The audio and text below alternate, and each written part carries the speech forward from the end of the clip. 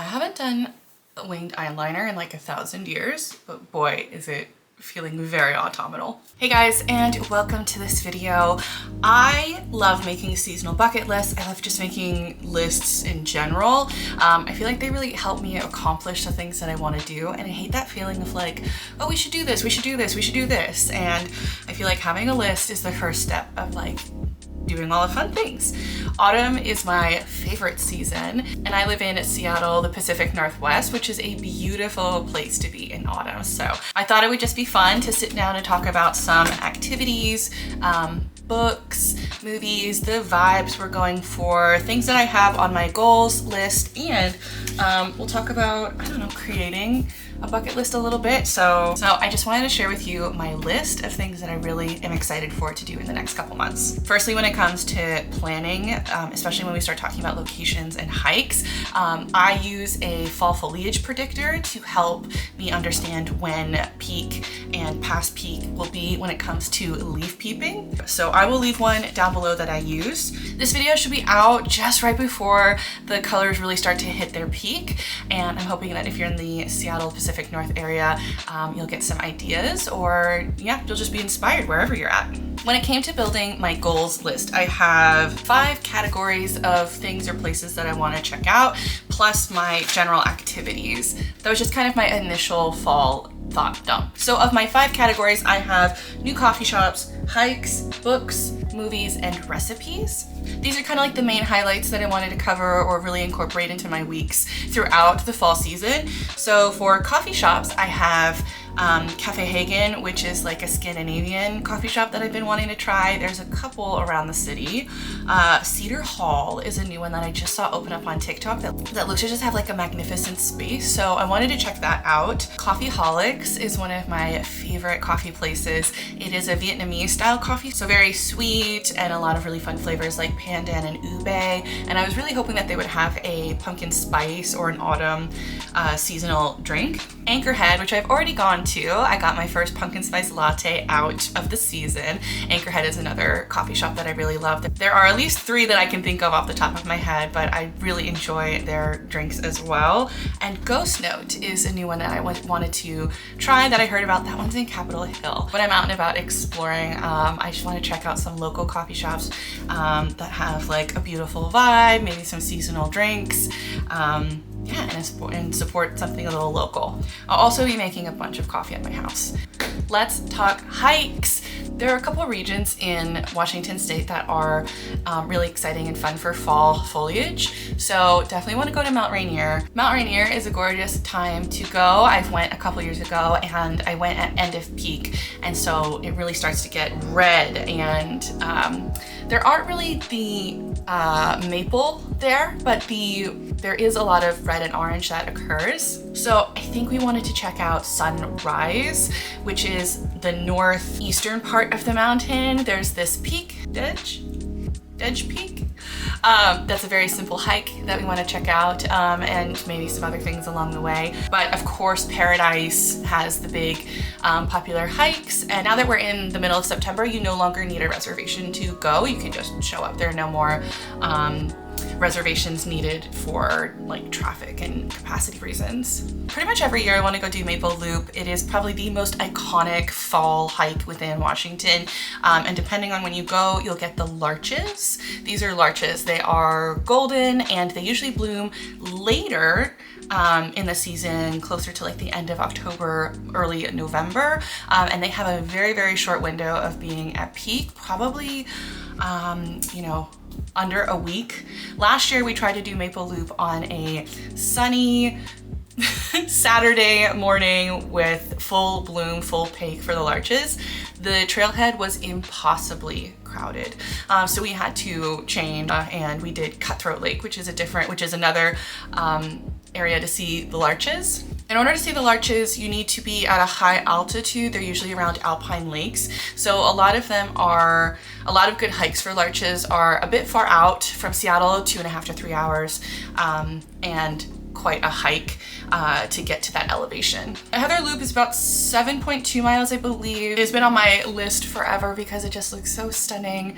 So hopefully I'll be able to get to it this year. I also desperately want to do a Northern Cascades hiking trip. The Northern Cascades is so beautiful. It's probably one of my favorite regions in Washington, and I definitely want to go up to the northern part in Artist Point, where they will definitely have those more traditional maple fall colors coming through. I want to do Chain Lake Loops this year when I head up there.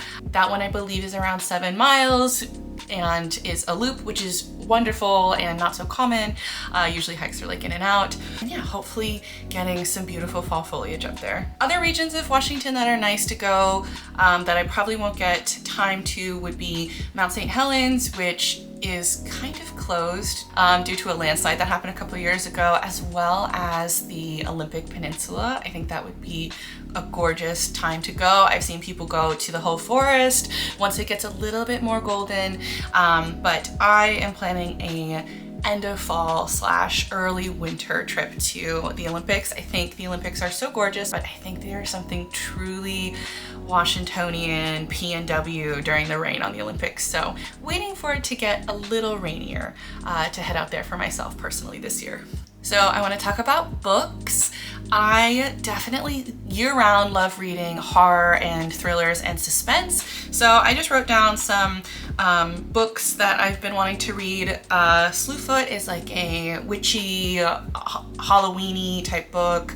Leech, I've heard a lot of really good things about this. This is kind of like a sci-fi horror pathogen type of a thing. And after watching Alien Romulus, definitely in that like sci-fi horror creature. I always love a creature flick or a disgusting creature book story. So, and I heard a lot of good things about Leech, as well as Exquisite Corpse and Brother, which seem to be quite intense on the horror and graphic, which is normally what I like. I am nasty and I like disturbing, gross things.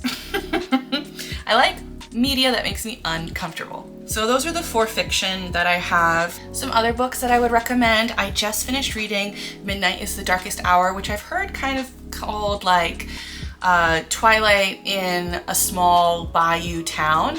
So there's like crime and thriller elements, a bit of romance. I loved the setting of it. I do enjoy like a little spooky, creepy bayou down south setting. So really enjoyed that. I do like horror and thriller books all year round. But yeah, if you have any other like Halloween-y suggestions, leave them down below. Because I feel like I'm always looking for something a little more spooky rather than just like horror for, October specifically. I'm also a big nonfiction reader. Usually in November, I like to read a nonfiction book about Native American history in the US. A couple years ago, I read This Land Is Their Land, which was a very comprehensive history on pilgrims and colonialization, Native American side of Thanksgiving. Very informative, and I'll also leave a Knowing Better video down below that I also found very helpful to pair with this book. I found this video very helpful and comprehensive with a book that I found quite important, but very, very dry. But I would definitely say like we all should just know this side of things or this history. So I also want to read the 21 Things You May Not Know About the Indian Act, and maybe some other. I have a very large list of books covering Native American history. Pretty much anytime I go to a national park, I like to check out their book section because they usually have a lot of history books about the park and the area, and they're usually books about the Native American peoples that live there or used to live there. Movies. I definitely want to watch some horror films. I've been needing to watch the X series, and now with the newest film coming out in that, I feel like I really need to sit down and watch all 3 of them. I've heard a lot of people rave about them. They're A24 films, which are some of my favorite, and I've enjoyed Mia Goth in other performances, like in Infinity Pool. She just seems to be like a really fun actor, and of course I've heard the audios of some of her quotes from the movie used on TikTok, and I think I just need to sit down and watch that trilogy. As well as talking about A24, I had Talk to Me on my list. That was on my list for a while. That one came out last year and is kind of like a Gen X Australian take on on like Ouija boards and talking to dead people. The movie was actually filmed and created by two YouTubers, Raka Raka. I'm not familiar with them, but I found the film so gorgeous to look at. I think it's just a very beautiful film, very fun and captivating. I did enjoy it. The other film that was on my list for a long time that I did already watch was No One Can Save You. This is a really fascinating movie in that our main character doesn't speak pretty much throughout the whole movie. I think she has one line, and it's an alien abduction movie, and really fun, energetic, high-paced, and captivating. So that one is on Hulu, and I enjoyed watching that one, so that was on my list as well. I was trying to think about like classic horror films that I haven't watched or that I would be interested in. So for some reason I put I Know What You Did Last Summer. I think that might be kind of fun, and you know, 90s horror kind of has this fun vibe to it. So I thought I'd give that a go. I think it's a slasher film, which should be kind of fun and mindless. It's kind of like a classic horror film that I put on the list. After watching Alien Romulus, I went and watched Alien Covenant, which came out in 2017. And my goodness, everything was CGI and terrible. But I think I also want to go back and watch Aliens. I think I haven't seen the sequel. I know I've seen Alien, the first one, but I haven't seen the sequel. I don't feel this urge to kind of hunt down and watch all the Alien films. Like, I've heard a bunch of them are quite different or not good.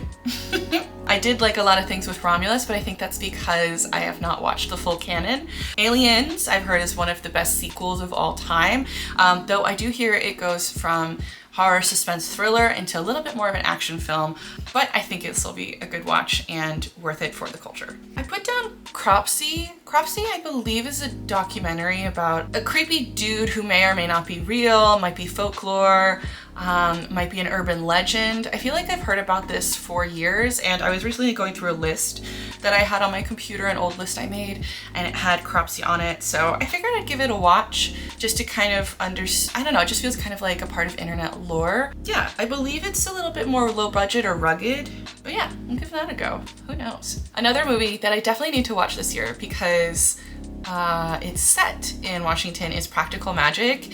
It's like a 90s movie about witches with Sandra Bullock and Nicole Kidman, and it is set in Coopeville, Washington, or it was filmed there on Whidbey Island. I have been to Coopeville. It is very cute. It is quite small. I love Whidbey Island, and every time I'm there I like to just swing by. I love the wharf, and one of these times I will go when their local city museum is open. This year I probably won't be making it to Whidbey Island for fall, but that might be another fun place to check out, especially if you are a fan of Practical Magic. And they have different gardens and pumpkin patches, and I've seen some things on TikTok. If you want to take a ferry ride during fall, I would say Whidbey Island probably has a lot of really fun things to check out, and Bainbridge Island probably also has a lot of beautiful things to do there. I went to Bainbridge on Halloween last year. I'll leave that video down below. But yeah, I feel like I need to watch this for the culture, and like I said, it's set here, so I've been putting it off for a couple years, so I have to watch it this year. And then I have recipes. I am not much of a baker. If I am gonna bake, I'm gonna bake cookies, which is why I have apple cider cookies as well as chai cookies or Earl Grey cookies on there. I've already made pumpkin spice snickerdoodle cookies. So those are the two cookies I would like, as well as making pumpkin spice granola, which I've already made. I've also been vlogging a lot of my fall transition things, including decorating, making pumpkin spice granola, shopping, hauls, all that stuff. So that'll be a separate video. I'll link that down below if you'd like to check it out. Pumpkin spice granola, as well as I want to make a harvest bowl at home, kind of like what they make at Sweet Greens, but having just, you know, some quinoa, apples, cranberries, goat cheese, but just taking those really fun seasonal produce and putting it in a bowl or salad. And excitingly enough, we are getting back into soup season. So the two soups that I want to make are a pumpkin soup as well as a chicken dumpling. I've really been enjoying like a chicken gnocchi or a chicken pot pie, or that like creamy chicken and a bread. Like chicken dumpling soup just sounds so fantastic. So I definitely want to make that once it's really, really cold and we just need something warming and hearty to close out our day with at dinner.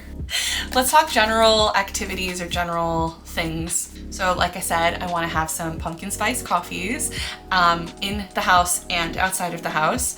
So I did pick up some syrups. I have pumpkin spice as well as toasted marshmallow.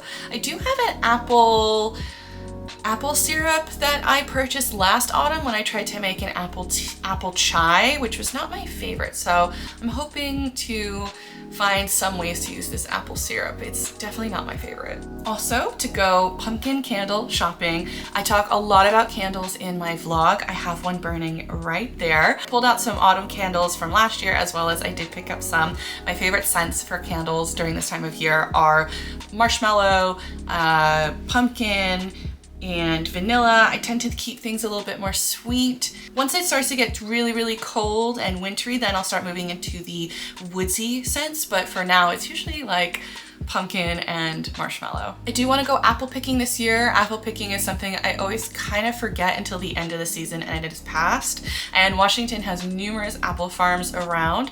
So definitely want to do apple picking, and I already have on my calendar to go to a pumpkin patch. I usually go to the pumpkin patch, pick up some pumpkins and don't carve them and then just leave them outside for a couple months. Last year my pumpkins actually froze. But yeah, if you don't cut into them, they last for a long time, and I love having the pumpkins greet me at my door. So I love going to a pumpkin patch with some girlfriends, picking up some pumpkins, maybe trying some, going to like a brewery or a winery around. Kabuto Gardens and the Arboretum are also a Seattle park that I have on my list. Kabuto Gardens is down south. It's a Japanese style gardens, and they have some beautiful Japanese maple there, and I have a couple of photography friends that go and have taken stunning photos there. So this year I'm like, I have to go, and the park is free. There's also another Japanese gardens in Capitol Hill area that is, I think, a $6 charge to go in, and it is smaller than Kabuto. But if you're in the region, it is a beautiful area. But this year I want to go to Kabuto Gardens. And the Arboretum is like North Capitol Hill, and they just have everything. So it's a massive park with numerous different types of foliage. So hoping for some really fun fall colors there as well. Seattle just got a Sweetgreens. I definitely want to try and have their harvest bowl for lunch when I'm downtown. I've been hearing about it on TikTok for a while, and they do have it, I believe, year round, because we did go in the summer and I told myself, nope, you cannot have this harvest bowl until it is autumn. So I do want to go ahead and try one of those and then have it inspire me to make those at home. I also like to do a closet switchover for the seasons. I do it probably twice a year. I do it for the warmer months and the colder months. I like to just pack away all of my florally sundresses and light colored shorts and just kind of put them away, and then bring out the sweaters and the long sleeve things that I have. If I have time, I think I do want to try a autumn specific capsule wardrobe. Autumn and winter are some of my favorite times to get dressed if I put in the effort to do so. Once it gets really cold, it is difficult to, like, you know, when you're in the mood, layering is really fun, but sometimes you just want to like get out of your house, so you just put on like leggings and like a puffer and you're just like, this isn't cute. So I do want to try and make an effort, especially in the winter time, to craft some really beautiful outfits. But autumn is definitely one of my favorite times for fashion. I think autumn colors are like my favorite color palette. But yeah, I do want to create a autumn capsule wardrobe and maybe do some inspiration off of Pinterest. I need to sort through my boots and jackets, get rid of things that no longer fit or are ratty and torn, and replace them. I definitely want to get a new pair of cute boots because I haven't had them for a couple years. I've just been using rain boots, but I would really like some proper boots this year. I also want to set out my autumn decor. I've really been loving garland and having fall leaves around the house, and you'll see a lot of my autumn decor that I have out in my vlog. It's also important to me to have some nice cozy blankets and candles and mood lighting. I talk a lot about lamps in that vlog, but this cold season, I want to really create mood lighting and create like a very calming ambiance and not have to use like the big light as they say on the internet. I also am hoping to go to some sort of October fest. I do love beer and trying different beers, and this is a delicious season for beers and ciders, so I would like to go to some festival this year. There are several happening in Seattle, but yeah, just going to an Oktoberfest or a brewery and trying some seasonal brews. Yeah, different apple ciders, pumpkin beer, pumpkin stout. Oh, just so delicious. So definitely want to go to an Oktoberfest. And lastly, one of the reasons I want to go apple picking is I'd like to make some apple desserts, but I also want to make some mead. I haven't done this before. It'll take a lot of research, but it seems pretty simple enough. You just need the right containers and some time. So I want to make some apple mead, which is mead is a honey wine type of thing. Ferments, it has an alcohol content. It's usually very sweet and fruit based. So I'd like to make some at home.